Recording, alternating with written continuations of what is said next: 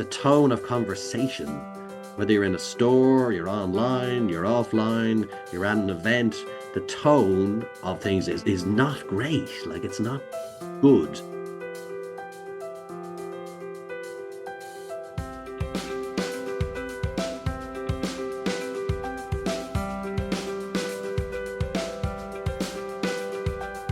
Hello, this is Shirley Kavanagh, and you're very welcome to the Leadership Discoveries podcast, where I chat with leaders and experts across a variety of sectors and geographies who share their experience and views on a range of leadership topics.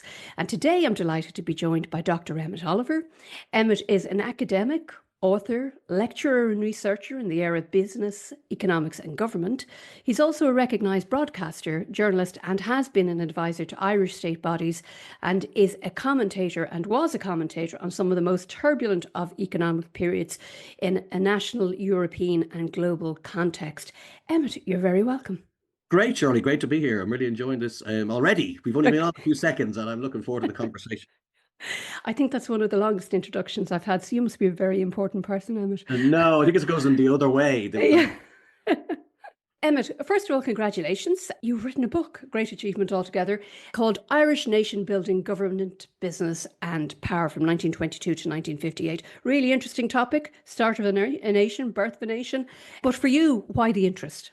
The reason I did the book was really it grew out of research at Trinity College Business School, where I was doing a PhD with someone called Shirley Kavanagh at the time, right? Who was in a different area, but we got to know each other at that time.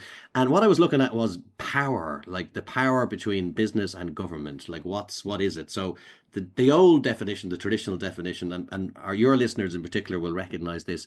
It's the power of A to get B to do something they wouldn't want to do otherwise, right? Mm-hmm. So you then translate that into who has the power in the economy. Is it the big corporates? Is it the big multinationals? Or is it the government, the state? And of course, the answer is very complex and multiple shades to it. But effectively, we look through different eras and industries and we say, who was holding the whip hand? Who was sort of, so that was kind of what I wanted to test out. And then I discovered Ireland, small Western European country, would be quite an interesting place to see how this played out. So I picked the first few decades of the state when, on one hand, the government has a lot of power because it's a new government, independence. Britain has left Ireland. They have a lot of autonomy to create new structures and configurations in the economy. But on the other hand, the businesses at that stage were these big Anglo-Irish businessmen, mainly men, almost exclusively, who had been running these companies for a long time. A lot of them were more leaning towards Britain and the union with Britain. And so I kind of went, this is a nice sort of exhibit to study the dynamics of power between these two sides and see which one won out, if you can even make such a definitive call at the end of this. So that's what kind of interested me, because I'm always interested in power. Like, who's more powerful, the head of a big company or a prime minister? Or who's more powerful, Donald Trump or the bond market? Or who's more powerful, Vladimir Putin or the energy markets? Like, who really controls the power globally? Obviously, in a relationship, it's different. In a team, it's different. In a company, it's different. But I'm really fascinated by this idea of who makes the final call. And as you know, Shirley, from your work, like, who holds power in an organization, it can be very subtle, and different types of power. There's financial power, there's moral power, there's intellectual power, so there's lots of different types and sort of iterations of power as well. So all of that kind of pulled me in to do the research, and out of that came the book eventually several years later. That's really interesting, Emmet, and just that whole piece around power as well. And I was struck by that reading the book as well, and just, the complexity of it, I suppose, which you've just articulated there as well, actually. This particular podcast is all about leadership and leadership discoveries. And I was really interested to talk to you because of this historical lens as well. And this whole piece about what can we learn from history, and how do we stop things repeating itself? And I was just wondering, when you look back over, and particularly over the work that you've done, people or leaders who have been particularly courageous or really instituted change. And again, in that, an environment where, new state, a lot of big, bold decisions have to be made and very relevant to today. Can you kind of talk us through some of the people that you researched and just some of, what did you take from them? Yeah, sure, surely. I mean, I suppose the reason I looked at this period because Ireland was integrating into the world economy for the first time. So what was it before that? It was a tiny little very small, agriculturally based, pastoral, agriculturally based economy. A few million people obviously had suffered a very bad, shattering famine in the 19th century. So effectively, it was a very, very backward economically and socially country at that stage. So it had to kind of enter into the world, get a new flag, get a new anthem, get money, get an export industry, develop human capital like your area, develop the university skills, all that sort of stuff had to be done. And we take all this for granted. We kind of say, well, there's a lot of criticism of the people of that time. Why didn't they do this or do that or do this quicker? But to try and bring an economy and a society into the world, that has never existed before. The Irish Free State never ever existed before 1922. It's sort of quite a difficult, tricky, and challenging thing to do. So I have a lot of, I suppose, respect and admiration for the people of that time. They had a really difficult job. They came in, they had the Great Depression in the 30s, World War II in the 40s, the last decade of the 50s. They didn't seem to really get a break at all. It really wasn't until the Celtic Tiger period in the late 1980s that we finally caught up in Ireland with the wealth in Britain, France, and the US. Eventually, we even came in GDP per capita there, right? So it's been a long journey. So you kind of go when you talk about leadership, you kind of go, what's leadership in that context? Is it Donald Trump style breaking things and just kind of, being very much bull in a china shop? Is it being more patient? Is it ideas, kind of, or is it bringing people with you? So I suppose I saw a lot of those qualities in the people I studied. One would be Sean Lemass, who for our audience was sort of the second in command in Ireland during these early decades. So he was a Dubliner, a veteran of the Easter Rising of 1916, like a lot of these individuals. And I would call him the experimentalist. So he was like the person who tried different things. Now, when you say the word experimentalist, what I mean by that is when we talk about leadership, we always talk people who are very firm in their convictions and have a very firm objective, and they wanted to transform a company by doing this or doing that, and that we all admire that. But this is a slightly different type of leadership. It's the ability to try different things and be wrong and then move on, and yes, try something else, maybe get that wrong too, and then try something else. So he was a guy who introduced a lot of heavy protectionist measures in the 30s, tariffs, Donald Trump style tariffs. They didn't really work over the long term, but in the 50s and 60s, when he became Irish Prime Minister, he turned his back on all this, did a 180-degree turn. And a lot of people see that as, well, hang on, there's no consistency here. He was just an opportunist. But I think sometimes you can spin it the other way and say the ability to actually be very flexible and try different things and be brave enough to get them wrong and get back up there is there is something in that, right? There is something in that. It wouldn't necessarily be what we kind of admire in a corporate setting. We always go for these leaders who are, don't doubt themselves and have a very particular plan. So we don't really have much time for people who kind of get something wrong and then come back in a second time or have a second, third act. And maybe there's good reasons for that. But it's a different type of leadership. It's that ability to just see what works. Try something else. Because the answers may not be very easy. So you see that in sport as well, where people try to play a certain way, it doesn't work, they try to play another way. Sometimes they get commended for that. Other times people say that's a lack of conviction, they're just moving around. So I don't know what you think about leadership. Is it always got to be just they do this one thing and it's very successful and we admire that, or do you actually like someone who's maybe a bit more flawed?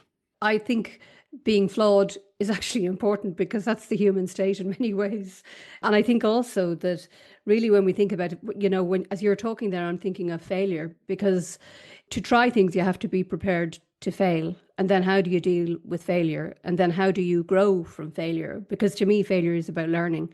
And I think it's about failing fast. Obviously, it's a bit of an old cliche, but it really is. But in all of that is courage as well, because, to try things knowing that this may or may not work, you have to be courageous to make the decisions as well. It's funny listening to you there, Emmett. When you were talking about the context there and this whole piece of, I'm really struck by the experimentalist approach. The talking about tariffs. There is a sense of the more things change, the cycles that we go through as such. But I think in terms of leadership, probably what we don't do enough of is actually do what we're actually doing here, in fact, just look, reflect backwards and, see, learn from the past and learn from our own experiences as well, whether that is failure or whether that is success. Be prepared, I suppose, to accept that we won't always get things perfect. And things, are not often perfect, but sometimes we have to make them the best that they can possibly Yeah. be. And I guess now I could be wrong. I've listened to a good few of your podcasts, but not all of them. But I presume the concept of groupthink has come up at some point in Hmm. proceedings, I would guess, right? And that brings me on to the second person I want to mention, or I think could be useful to mention, which is, again, I don't expect our non-Irish listeners to know this person, but they might look into him after they finish the Hmm. podcast, which is a civil servant called T.K. Whittaker, who was head of Ireland's Department of Finance. He's very much seen as a real visionary of this period. And the reason I mentioned him was he's the kind of leader that says the thing nobody wants to say, who kind of assaults the dogma of the time. So he was a young civil servant, appointed in the 1950s. He was in his late 30s when he got this job, which in that time was unusual. And he really just said, look, this young state is not going anywhere fast. It's not rewarding its people. It's losing a lot of its best and brightest through migration. Growth levels are poor. We're just not developing our potential here at all. And you might say, well, how disloyal of him, or what a dissident view that was. But he kind of almost punctured the ideas of the time, the pieties of the time. So he effectively said we need to open out to the economy.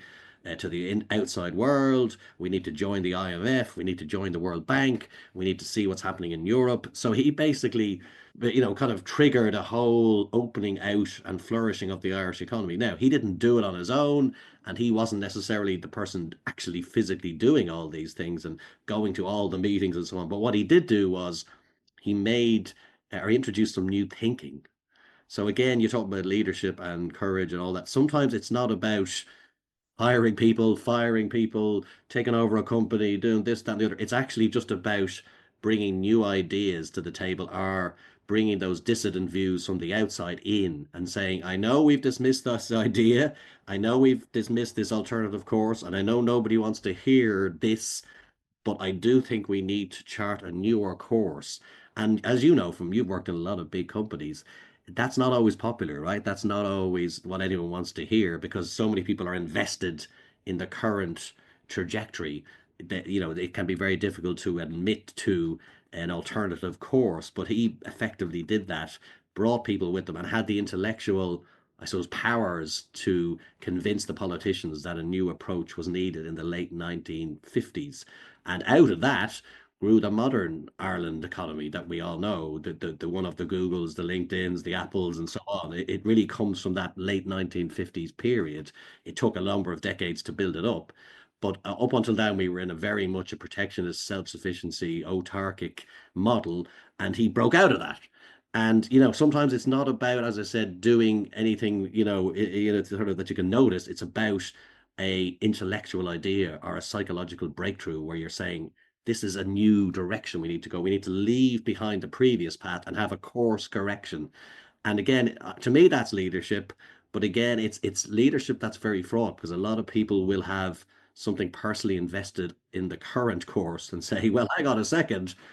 I like where we're currently on. I'm on this track. So do the board, the management team, So to be the person that says we all need to just slightly move in a different track, it's not easy. A lot of people won't make that move. They won't make the journey. They've committed too much to the previous course. So Yeah. Is ego, do you think, still a key driver? Because we talk a lot about purpose-driven leadership and all this sort of stuff, but how do we balance, between egotistical? yeah, well, I've got an interesting reflection on that. There's a thing in history called the great man theory, right? Yeah, That all of these big events are caused by one, generally was a great man, that this, and it's not just the gendered part, but also the idea of one person. So when we write history, and maybe it's the same in your discipline, we try to say, well, who did all this? Who's the person? And it must be just one person. And they generally, for thousands of years, at least according to the historians, were men, right? White men generally, right? And we like to pick out this person, and this person saved the day. Churchill in World War II, or Julius Caesar, or we pick out one person and we say it's all on this person, good or bad.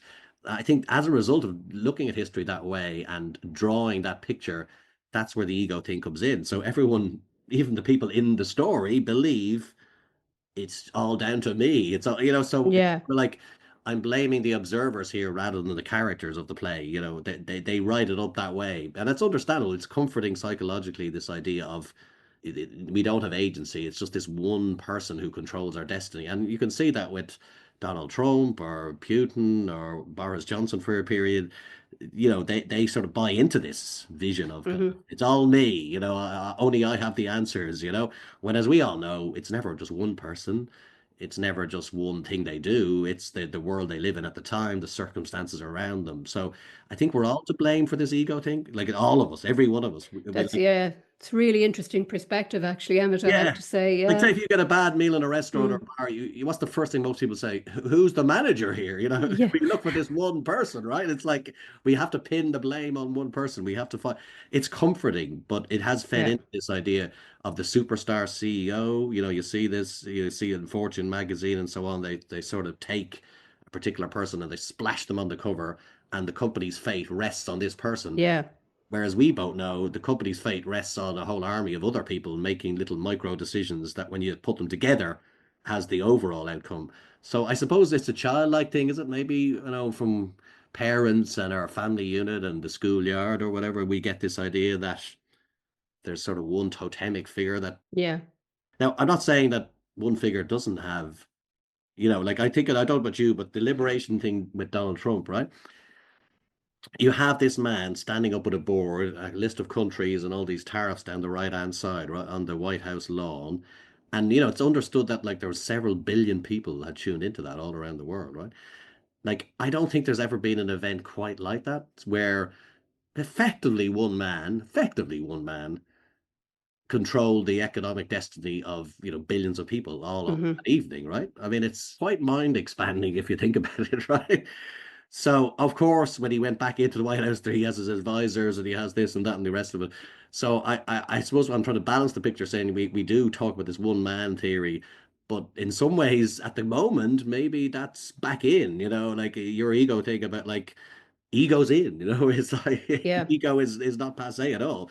I mean, you know more about the workplace where it has gone out, but in the politics system, we seem to be going back to these strong men leaders from Russia to the US. Don't really have one in Europe yet as such, but I mean we've little mini ones with Orban and Hungary and so on, right?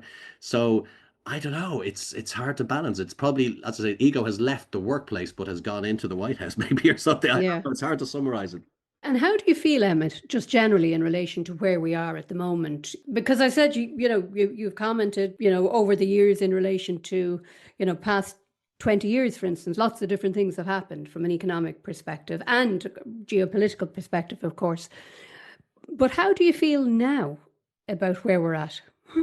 Yeah, tough. That's a tough question. I mean, I'm probably a little bit more optimistic than most people, So in other words, people are saying there's going to be war in Taiwan, you've got Ukraine, you all that, and you've got the Trump phenomenon. But I do think that it's like an experiment. People are obviously wages have not kept up in the West. The phenomenon of globalization, which some people think is a great idea, other people less so. So there's all of that. So there's this period where a lot of things are being questioned, and you've the really powerful influence of digital and social media. So there's a lot of kind of things that are nasty and menacing and dangerous. But I do think that the world is trying to work through those, and there just happen to be at the moment electing populist leaders that are allowing them to push back against some of those forces. But I think they're not going to be able to. Like, all these Western societies, their populations are shrinking, they're becoming more diverse, whether people like it or not. Women, minorities are getting a greater say in companies and societies. So I think this is like a backlash against a lot of that, but I don't think it's really going to work. Do you know what I mean? Like, in other words, it's like a detour and it could be a long detour, like it could be like Yeah. several decades. But I do think that at the end of all of this period, the forces that are the more liberal forces that are being pushed back against will bounce back. But it could be a painful journey and it could be quite a long time. Like, and that's, I'd love to get your perspective on this. Like most companies now are more diverse than they've ever been, right? And most HR departments buy into DEI and so on, right? And now you have obviously Trump pushing back, even at a legislative level against that. do you think HR folks will sort of protect that area, or will they just go with the prevailing sort of climate of the time? Or do you think it'll be their management teams and these or that will say to the HR division, this is the way we're going. Whether you believe in something else is up to you. I mean, so I think that's Yeah. I think that's really interesting. And, I think this goes back to the place of HR within organizations, actually. Do they have the influence that they need to have? And I think for some time now, I felt that the HR profession still hasn't got the voice at the table that it should have, because we don't see enough of HR people taking on commercial roles, for instance.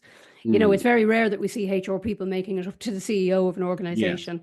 In a way, I think the responsibility needs to be on HR people there, because we need to have commercial awareness. You can't go into an organization and not know what the key drivers of performance yes, are, for instance. And I think that's an essential. Every HR person should understand what drives the business and be able to talk to that. Because then you don't have the voice at the table. So when it comes to, areas like diversity, which has been proven, to enhance decision making, we know it's not yes, making up stuff, we know it does. It's important for business leaders to understand the impact of it and what it means in terms of decision making. And it's important for HR people to make sure they have the voice at the table, which, really reinforces that within the organization. yeah, There's a lot of work that needs to be done. There is a lot of good work being done. There are lots of really yeah, fantastic HR folks out there, but as a profession, I think it needs to be more commercially driven profession in order to have credibility. But I do think that finding ourselves at the fulcrum of the organization is really, really essential, but from a commercial perspective, and being able to present evidence in a way, that is showing this has impact and this is because. But you know what? Despite all of that, I think if the winds are changing, going in a particular way, many voices will not be heard anyway. Do you know what I mean? That, yeah. many voices that are saying what is the right thing to be said will still be unheard for a period of time until maybe we go through this cycle that you're talking about. Yeah, yeah, Because we're not seeing the corporate courage represented by individual corporate leaders. That this is really the moment when there is pushback on things that we believed, have been yes. good. That's when people really need to stand up. Yeah, and also I suppose there's a lot of people. I suppose I'm a guilty liberal or whatever you want to call it, a middle class liberal or whatever, right? I mean, for me, there's a lot of people out there at the moment who are taking up oxygen on the other side, right? Who are saying we don't like this diversity stuff. We don't like more, gendered workplaces. We don't like these things that you're trying to force upon us, right? That's what so you have Trump, you have, McGregor, you have all these people, right, that are populating our sort of media, right? And they're populated, they're taking oxygen up a lot. And then you sort of say, well, who's on the other side? Like to have any good intellectual battle, you should have two voices, right? You should have somebody, what would you say, I suppose, arguing on one side and advocating on the other side, right? But like I find it a bit imbalanced. So there's a lot of people out there with a lot of big megaphones who are saying we want to reject all these things. And then you kind of go, right, who's on the other side saying it is better to have a diverse Yeah. workplace or a diverse country or to have, more equal power relations between genders or, whatever the cause is. You don't hear, there's not like, when was the last time you saw a Western politician going onto the television, digital media and saying things that were quite positive about migration, right? It's been Hmm. quite a while, right? They occasionally will say, oh, well, I think it's been broadly positive, or that's about all you get, right? Or who says, it's better to have a workplace that isn't 70 or 80% just men. That's not a good thing. It's better to have a more equal distribution of roles and so on in any organization. That's just the norm, right? You don't actually hear many of our politicians saying these things. Now I know why, because they have to get elected, they have to pitch their tent as widely as possible.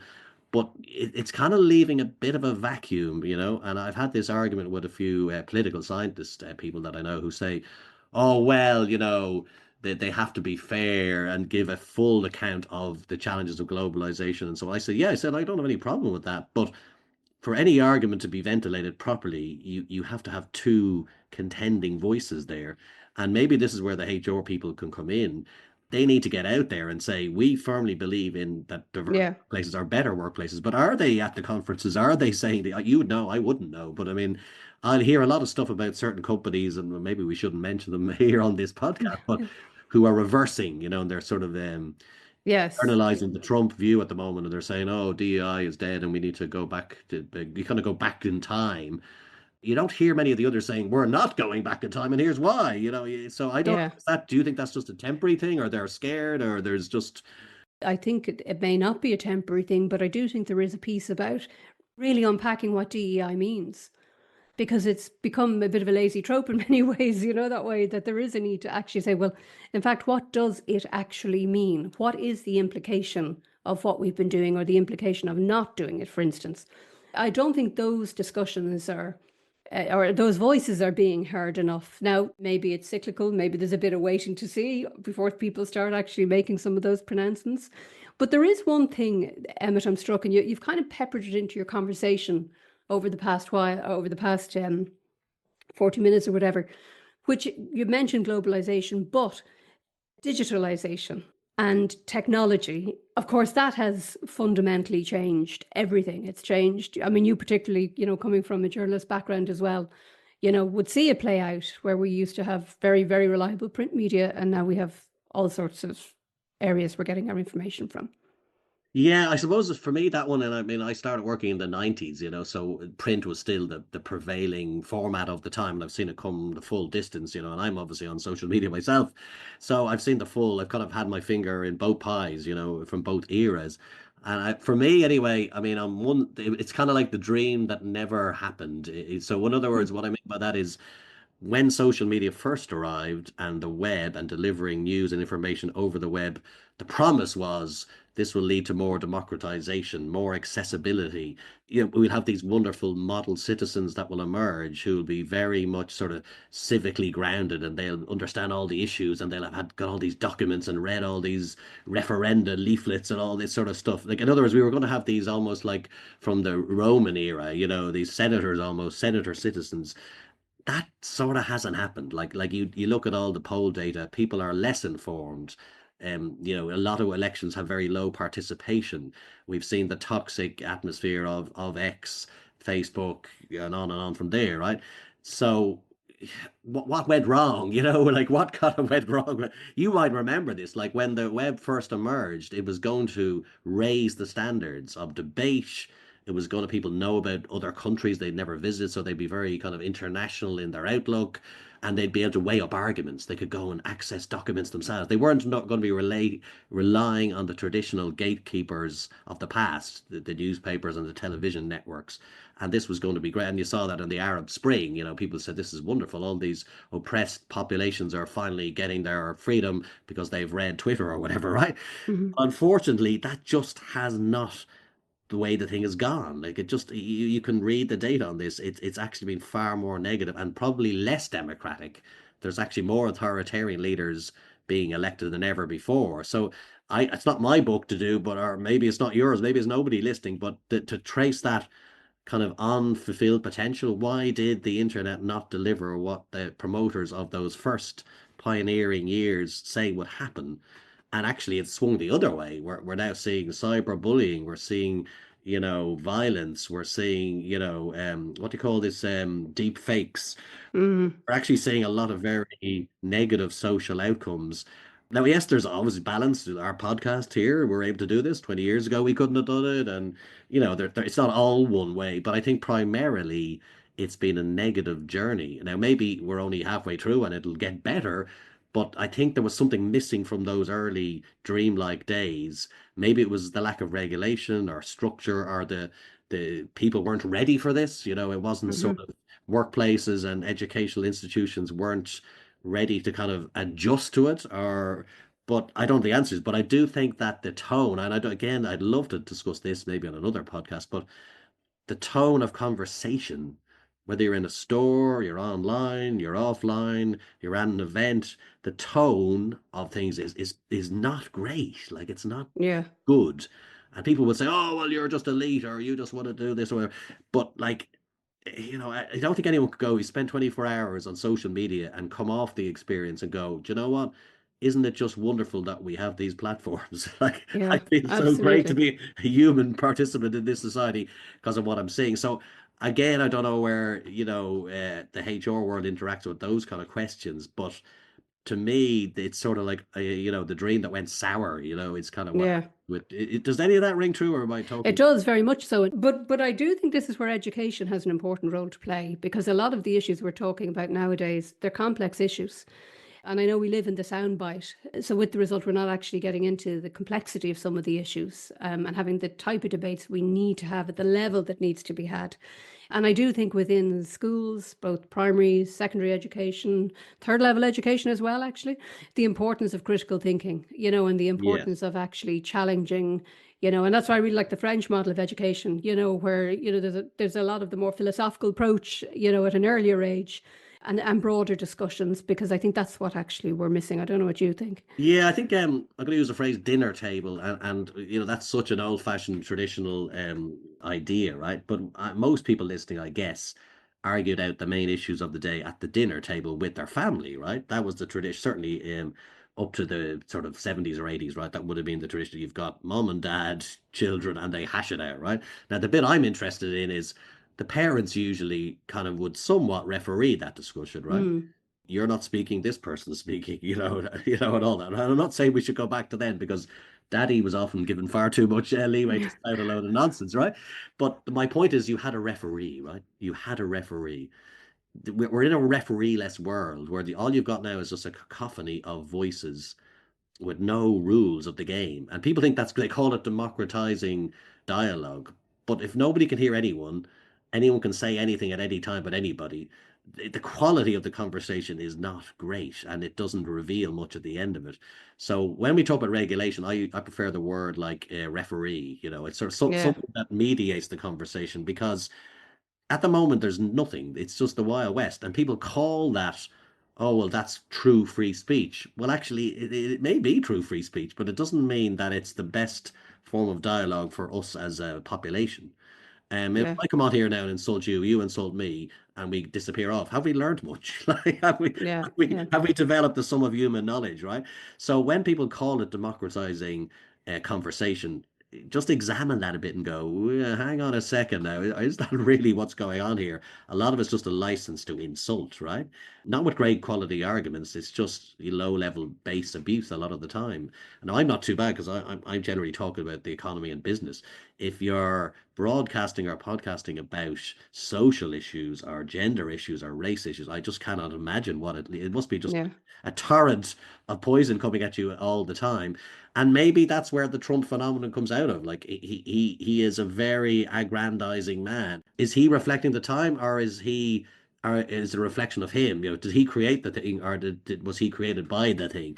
So I suppose we don't know the answer to that, but I do think something is going to have to happen in the space of digital media. What exactly it is, we do see a little bit more regulation. The UK in yeah, particular are stepping it up a bit, but I do think that something's got to give. I suppose the problem you have there, Shirley, is just the platforms are owned by the players. So in other words, like Elon Musk owns one, Mark Zuckerberg owns the other, Jeff Bezos owns obviously Amazon. So, how are you going to break their stranglehold, which is now global in nature? It's going to be difficult. So these poor regulators, some of whom are on very modest salaries compared to the people they're trying to oppose, it's tough. So I think yeah, that's a long journey we're on, is the sort of how we manage discussion and dialogue in these shared sort of social, what would you call it, like digital spaces. I don't know. What do you think? I mean, it's I think you ask a really big philosophical question yeah, there, I have to say. First of all, just do we shape society or does society shape us, particularly in the yeah, context of leadership? But I do think we have to get back to the sense of personal responsibility as much as possible. Because, yes, and it goes back to that simple thing, okay, we can only control the controllables for ourselves, but maybe we need to kind of reflect a little bit and say, are we actually controlling those as well?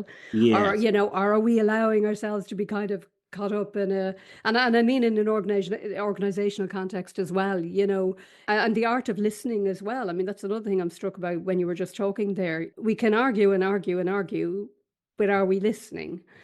And having really good quality arguments. We can go out, Emmet, and sit down and have a big conversation about something. You'll have a view, I'll have a view, and we'll talk about it and we'll have a really interesting conversation and come away feeling fulfilled by that conversation, even if we absolutely disagree with each other. And I think those sort of conversations are very important. They're an important discipline for people to have. yeah. And to me, again, this is probably another book in this. Maybe I'll get my next book out of this conversation. I know that's not the purpose whatsoever, but Yeah. it might be a nice byproduct. But one idea I have is this idea of television, right? And so you've got all these television stations in America, Britain with the BBC, Ireland, RTE, etc., in the 60s, 70s, and 80s. So you've got the, NBC, CBS, all these sort of networks. And everyone went to bed at night after having watched these networks, right? In the 70s, like literally that's what you watched, the close of the news on BBC or RT, right? And the same in the US and I guess in France and Germany, but I don't know, right? So everyone went to bed that night after watching these television stations or the movie they watched or whatever with the same, they've all consumed the same content. So they're all going to bed with the same facts. The Prime Minister said this, the Irish Taoiseach said this, the US President said this. And we wake up the next morning, and yes, we discuss it, but we're all coming from this. We've all seen the same pictures. Yeah, We've yeah, all heard the same views, right? Now, I'm not saying that's good, but what I'm trying to say is we have a set of shared facts that we all work out of. So we say yeah, this person did this other person did. We don't have that now. So we've got like 50 different social media platforms. We've got people who consume media via their iPhone. Some people are still on terrestrial television. Other people, still a fair body of them, reading printed newspapers. Some people have the radio, podcasts like ourselves. And that's all, again, democratization and all good. But it doesn't mean that we're not drawing out of the same pot. yeah, That sort of then shapes the debate because somebody will say, well, actually, that never happened, or that's an alternative fact, or actually, he was not assassinated in yeah, 1976. He was actually, I don't. So when you add that's what phrase of the conversation is. We're not sharing the same yeah, like, foundational facts. And it means that the debate then becomes very disparate and sort of unrewarding because we can't just say, well, look, okay, John F. Kennedy was shot in 1963. Can we all just agree on that much? yeah, But he would say, well, actually, I don't think he was even shot. You yeah, know what I mean? Like, so it's kind of like yeah, that's really difficult when you have that, when you don't have those sort of foundations there that are just assumed. You know what I mean? The Great Depression happened in the 1930s. This is what basically happened. hmm, We all accept that. Now we can discuss who did what and who was to blame. But when you don't have those really kind of like, I'm going to call it like foundations, I keep saying, yeah. I think you're in trouble. Like, I think you're really in Mm. trouble. I think, like, so I don't know what you think, but it's difficult when the sort of you can't rest your feet on anything. It's sort of No. like the rocks are too slippy. It's kind of Yeah. Or can't agree on the facts, yeah, that these are the facts. And as you say, yeah. now let's have a discussion about other things around that, but let's all agree these are the facts. How often do people come together to watch a television event, right? I mean, okay, you got your World Cups. I know a lot of people watched Adolescence recently or whatever, right? But it's pretty rare that whole populations come together and share something together. That's really rare, like really Yeah. rare now. So I think there's a price to be paid then, because we're all very disembodied, atomized out. Like you're doing your thing, I'm doing mine, and maybe COVID was sort of accelerated those trends. Yeah. Yeah. So I don't know. I've no answers. I've just a lot of Yeah. questions, but it's Well, much as I'm reluctant to start bringing this conversation to an end, Emmet, I'm going to have to do that. But just before we do that, just in terms of all of what we've talked about, what you've researched, things that you know from your own perspective on, economic history, your journalist background, everything. When you think about organizations now and leaders in organizations, what sort of skills do they need to start focusing on, or what's really important? yeah. Oh, wow. That is. You left the toughest one till the end. They call that the "and finally" question. Yes. It's always tricky before the person is thrown out of the interview. They sort of they throw that one into the mix. But yeah, I mean, I suppose there's a few things. I suppose judgment for me anyway. Like is Mm, one. I suppose because you can have how many you can use technology, you can use data, but at a certain point you have to make the call because you'll get another piece of data that will say, well, go this way. Well, yeah, but this other piece says go this way. So people seem to think data is going to solve all their problems, right? The limitations of data to me are massive, right? And where does good judgment come from? Well, I believe it comes from experience, I mean, that's not an age thing, right? That could be, you could be 20 and have good judgment, right?